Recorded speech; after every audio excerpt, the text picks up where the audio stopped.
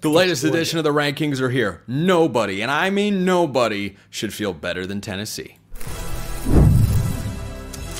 You are Locked On College Football with Spencer McLaughlin, your daily podcast on all things college football. Part of the Locked On Podcast Network, your team every day.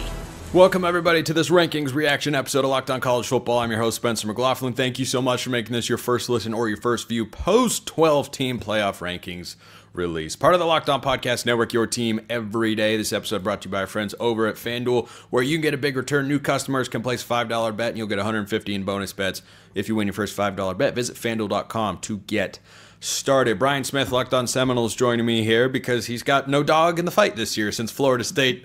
Well, they're not close. There's no Florida State. There's no Florida State debate this year. There are other debates though, and when I looked at the latest rankings, Brian, my biggest takeaway is, boy, I feel so good if I'm a Tennessee Volunteer fan.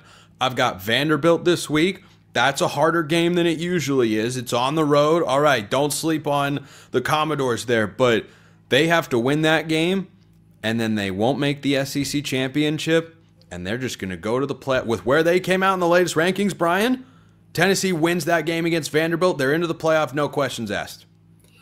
I was surprised they put them that high.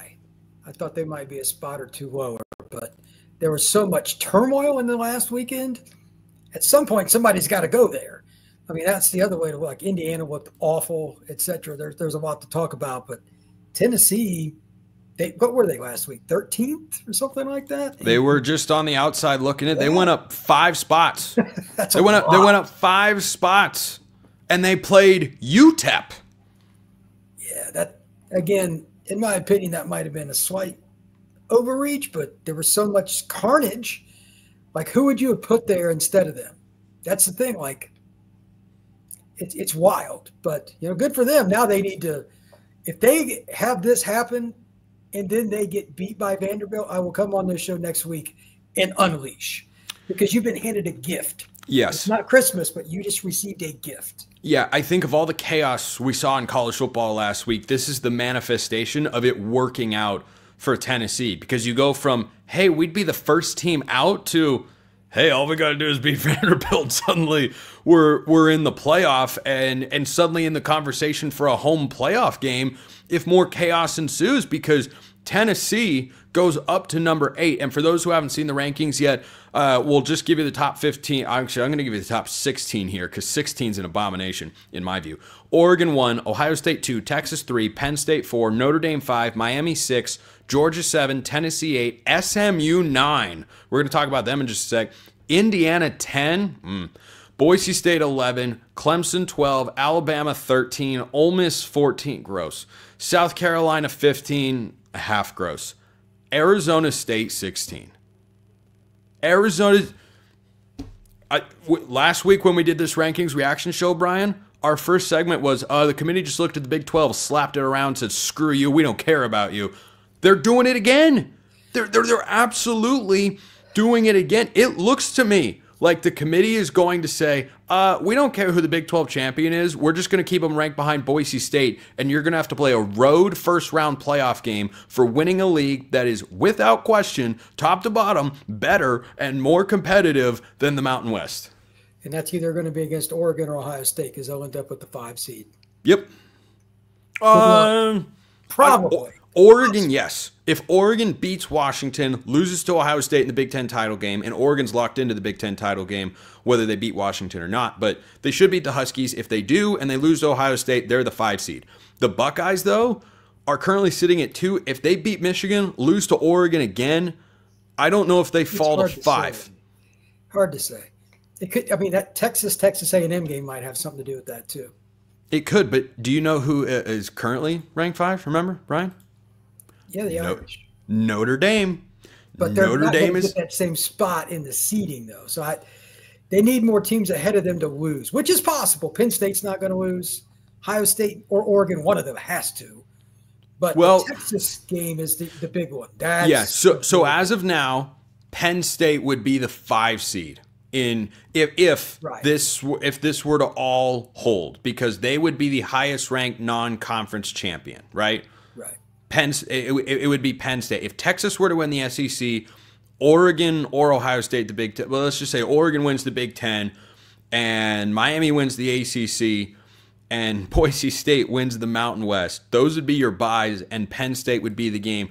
That's who the Big 12 champion would have to go through. And I thought the floor for Arizona State, after picking up a top 15 win against BYU, in which they were clearly the better football team, and only won the game by 5 points. Watch football game. They were better than BYU, and yeah, BYU almost came back. Give them credit for that. Okay, but they beat a top 15 team after beating the number 16 team in the country last week, and they're not even one of the 15 top teams in these rankings. I mean, that's a slap in the face to the Sun Devils. I think there's some SEC bias, especially for how they recruit. Like the defense for South Carolina, et cetera, kind of keeps them in the conversation. But I look at it from a more holistic point of view, Spencer, because if I remember right, South Carolina got slapped around earlier this season by Ole Miss, if I remember right. That is correct. And Ole Miss just looked like dirt. I watched that Florida game, and they just found ways to shoot themselves in the foot repeatedly. Florida, while they're playing better, it's still a team that's a 500 football team. I'm sorry. That's basically what they are. So the SEC, I know everybody, we should get at least one. They want 20 teams in the playoff. It's SEC fans, but neither one of those teams deserve to be in. Arizona State is trending in the right direction, and they've been more consistent this year. But because of I know this is a big thing for you, where they started this season, they weren't ranked. But there's always going to be rankings because it sells tickets. That's never going to change. They're the process of trying to make up for it, but they're just not ranked as high as what like Ole Miss was preseason. They were top 10 by everybody. I don't even think you need to get rid of rankings. I've gotten that from people for get rid of preseason rankings. No. There are plenty of reasons as to why, but what you need to do is take a preseason ranking and use it as a starting point of information of, hey, this is what we think this team is capable of. But don't continue to latch onto that opinion when you get evidence presented to the contrary. You came on this show very early in this season and said, yeah, Florida State's not beating Memphis. And I was kind of still latching onto it too hard. I was like, well, Florida State's obviously not good, but I think they could win this game. And you were like, no, they're not. They're winning 3 games at most this year. Guess what? They're going to win 2 games all season long, which is crazy. But you know what people need to be ready for, Brian? South Carolina this week plays Clemson, who comes in at number 12. Clemson is another big winner here. Clemson went up 5 spots. I believe they were playing the Citadel last week. And they climb all the way up to number 12. What even is the Citadel? Like, come on. I actually think these Citadels, I think they're actually a solid FCS program. I don't want to be taking shots at whatever their mascot is here. But, like, anyway. When South Carolina beats Clemson this week, and I think they will, get ready for 9-3 South Carolina to be ranked ahead of 9-3 Ole Miss, even though Ole Miss blasted them into oblivion on their home field. That was for all the people who come at me and say, see, the regular season hasn't been devalued. I present to you Exhibit A, and I can do the alphabet 6 times over. Depending on your perspective, and they do this a lot with the NCAA tournament, how you play your last 4 or 5 games, like the conference tournaments, can get you in or get you out of the tournament. Like if you go away an egg in the round 1 NCAA tournaments or like the conference, you're in trouble. It's the same thing here, especially against your rival. Like if Clemson gets bounced 41-20, then they're in trouble. They're way out of it, and then maybe South Carolina could. But I think for South Carolina to deserve it, I'm not saying you're wrong. They need to win by 2 or 3 touchdowns. Do I think they're going to? No, because Clemson, I think, has enough defense to cause problems. There's going to be a lot of friction there. Then it'll come down to how those conference championship games are. Because, like, a team like South Carolina, as goofy as it sounds, because they hate them, will be rooting for, like, Georgia to win because they're always going to be in anyway, whatever. They want that game to be definitive, and they want Georgia to win, like, 45-3 against Texas or Texas A&M. Get them all the way out. But the SEC is eating its own at the top of the 10-12 spot, I think, in the final poll before the playoff begins. There could be 2, if not 3 spots right there. I have more thoughts on where certain SEC teams are ranked here. Missouri is still ranked. What are we? But It's the same thing though. Like, who are you going to put above them is the problem. Like, that is part of the that is part of the problem. You know what? I'm going to answer that question. That's coming up next. First, let's talk about FanDuel, official sportsbook of the Locked On Network and an official sportsbook partner of the NFL. And they're America's #1 sportsbook. Right now, new customers can bet $5, get $150 in bonus bets if you win. The FanDuel Sportsbook app gives you everything you need to place live bets on the NFL all in one place. So when you get a hunch in the middle of the game, you can check out the latest stats, view live play-by-play, and so much more on the same page where you place your bets. Just visit FanDuel.com to join today. Do you think you know how these eventual playoff matchups are going to play themselves out? FanDuel.com. FanDuel.com. That's the place to do it. $150 in bonus bets if you win your first $5 bet over at FanDuel.com. Never waste a hunch. Make every moment more, not less, more. Make every moment more with FanDuel, an official sportsbook partner of the NFL. Okay, Brian, a couple of SEC thoughts that I want your thoughts on. Alabama did not even come close to falling far enough. Not even close. They fell 5 spots from number 8 to number 13. Or they were 8 or 7 last week. I don't care. They shouldn't have been in the top 20. Brian, they didn't get upset on a fluke play like LSU holding on to beat South Carolina earlier this year where the official gave him a call. Like, there was a bad call in that game, but it didn't matter because Oklahoma got beat down into the ground with they got beat to a pulp with the fist of a 1-5 Oklahoma team. The last time Oklahoma beat a Power 4 opponent was Auburn at Jordan-Hare, the same stadium, and around the same time of the year where Cal went in and won a football game. 24-3 was the final score, and Alabama gets to stay inside the top 15. You want to talk brand bias, there is your poster child for the week. Here's my question to you. Just looking at the rankings, I got a picture over here on my phone. Alabama's probably going to beat Auburn, I would assume, but you never know. Like that rivalry. I mean, Auburn is civil if there was ever a case for civil being a football team. But if they beat them, which team between like 8 and 12 being, let's just assume Arizona State's 12 because they're going to, I think they're going to win the Big 12. I think you do as well. How, like, who goes where? Like, who's moving down for them to get in? They only got to go up 1. How would Alabama get in? Because they're not going to get much credit for beating Auburn. They're not. Auburn's a 5-win. Really? Are you sure about that? Because they didn't get punished enough for losing by 21 points. Granted, the officials took a touchdown off the board when they shouldn't have. So you know what? Weird play. That was a horrible, bad call. Okay, you still lost by 14 points to a bad Oklahoma team whose quarterback threw for 68 yards. And you're dropped down to 13? You've got to be kidding me with that. And with regards to your question of, well, who do you put in? I'll put Memphis in the top 25 before I put Missouri in there. I'm not so sure. With that. I'm not so sure Memphis wouldn't beat Missouri if they played on a neutral field. Got a better quarterback. I completely agree with that as well. Seth Hennigan's one of the most underrated quarterbacks in all of college football. So I think that whole thing is ridiculous. I don't think Ole Miss fell far enough. They're down to number 14 from number 9 or whatever it was before. Like, they lost an unranked game on the road. But I think what this comes down to, Brian, is they didn't want to reward Arizona State as they should have. They had 3 SEC teams. You got to have Alabama ahead of Ole Miss, even though they didn't play this year. You got to have Ole Miss ahead of South Carolina because they did play this year.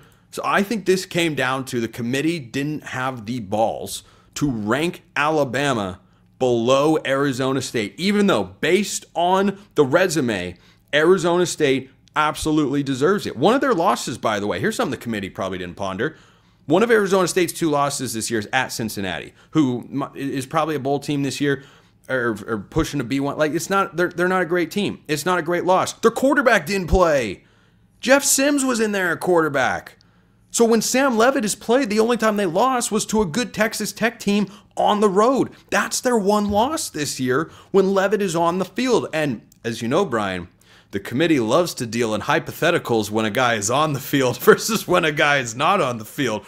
I've had that discussion a few times on my channel. Yeah, which I'm okay with, by the way, but it's not being applied here. And this is what I get so frustrated with the committee. They are not consistent in the logic that they apply. Do you really think even half the committee knows that stat? Sam Levitt didn't play against Cincinnati? No shot. No shot. I mean, this is all being pushed out, of course, by the same network who had an analyst openly joke on air as to why they were picking a battle of 7-2 Big 12 teams. Like, the ESPN is just slapping this conference around. They didn't want to put Arizona State where they should be. Spencer, where would you put Arizona State? I'd put them ahead. I'd put them right behind Boise State. That's where I would put them. Boise State, I'm okay with the Broncos with a win over Washington State, which is not looking quite as strong, but still is respectable, and a close loss at Oregon. I'm okay with Boise State over Arizona State, but I see no reason Clemson should be ahead of Arizona State. I see no reason Ole Miss, South Carolina, and Bama should be. They've all got 3 losses. Don't tell me these are all great losses. They're not. They're absolutely not. I would put Arizona State ahead of Boise. Boise scraped by to get a win this past weekend. Yes, they did. And by the way, I'm not going to hugely push back on that. I thought they were going to lose there for a minute. They were trailing. I too was worried about the fact that I'd like to see them. That's a good story. That's it's just my own rooting interest there. But Arizona State, I can tell you right now from watching them, that's not going to be a fun out. However, and I know the numbers are going to be different. I've talked about this with some of my friends and stuff. People down south don't understand this. Unless you grew up north, going to play in Happy Valley, Columbus, South Bend in December is not the same as preparing for it like the wet balls at practice. No. Arizona State has to go to Happy Valley. That will not probably end well. That will be difficult. You just can't prepare for it. But it was 82 degrees when they played BYU. Yeah, it's going to be about 12 degrees in Happy Valley that day. So that area is really cold that time of year. But you do have an offense that is predicated for that style because they're going to run Scatterboo downhill. He's one of my favorite players. He's got incredible balance. Penn State's defense, though, is conservatively top 10 in the nation, probably top 5 again. It's in that vicinity, depending on how you want to rank it. It'd be a lot better, actually, if they could actually move the frickin' football. I think they're a little overrated, to be honest with you, at number 4 because their offense just isn't good enough. I completely agree. Their offensive line in particular gives me pause. I should never say that about Penn State, but they're not achieving what they should. I think that if Penn State beats them, it would be a slugfest. It'd be competitive, but I think the weather would be a problem. I'd really like to see Arizona State get a better matchup where they'd have to play like Ohio State, Penn State, or Notre Dame. But, beggars can't be choosers. And that Cincinnati game's probably biting them, to be honest. Yeah, I imagine it is significantly. But, again, I just don't think it should be because Levitt was not there playing. So, last thing I want to talk about, Brian, is SMU. And I'll have more rankings talk on tomorrow morning's show here on the channel because I have thoughts on Indiana and how far they fell. But I want to talk about SMU because they're all of a sudden inside the top 10. And I've pondered this notion for quite a while here on the show. Can the ACC or Big 12 get 2 teams in? Well, the Big 12 is a definitive no. But you look up and the ACC is suddenly, hey, if Miami and SMU, who I think either one of them could lose this week, I haven't made my picks yet. I think I'm going to pick both of them to win. I don't know how easy it's going to be when they take on Cal and Syracuse respectively. SMU plays Cal at home. Miami plays Syracuse on the road. If they win both those games and go into the ACC championship and both are 11-1, I do not want to see a 9-3 SEC get in over an 11-2 ACC. I really don't. Do you think the committee would do that? It depends. 2 things. Number one, if South Carolina, this is ironic because their conferences are mixing, beats the bejesus out of Clemson, possible. I think Alabama playing Auburn, I know weird things happen with Bama. There's a lot of bias with them because everybody likes the roster, blah, blah, blah. But, they gave up 205 yards in the first half rushing to Oklahoma, and they can't throw. 250 in the game. Like, come on, guys. You knew what they were going to do, and they were just running generic guard, tackle, trap. Their offense is not super complex. They can't throw the ball. So I don't think they deserve it. That gives me a little pause. But I think Ole Miss is done because they look so bad, and they just play Mississippi State this coming weekend. So they're out. See, South Carolina or Bama if it's an SEC team. That'd be my guess. And I bet you the momentum is on South Carolina's side because they've 100%. Got Clemson this week. So if they beat Clemson, they got to beat them bad though. They got to put the hammer down. They're not going to win 14-13 and get stopped. But at the very least, they'd move up at least one spot because Clemson would drop behind them with the same record, and you'd pick up a top 15 win. I don't know. I'm just saying it's not out of the question, but SMU is a fun team, and it's in a big market. Now, that you may not think about it traditionally, but because of where they're at and their offensive style and all that, SMU's got some. They're a good watch. Yeah, SMU. If you have not watched SMU, go check them out on YouTube, by the way. It's SMU is – I agree. SMU is a good watch. I think if they and Miami win this week, they should both automatically be into the playoff. That's what I would like to see happen. I just don't know if they're going to do that. I really don't. The only way I could push back on that is if one destroys the other in the ACC title game. Again, like 31-3 or something. Yeah, that's but neither side's going to do that. Miami's too good to get blown out, and Miami's not good enough to blow out. At least not a team like SMU. Brian Smith, Locked On Seminoles, also our Locked On Recruiting Insider here at the network. Brian, fun times as always. Thank you, sir. Appreciate everyone listening. I'll see you next time, and until then, hope you have a wonderful rest of your day.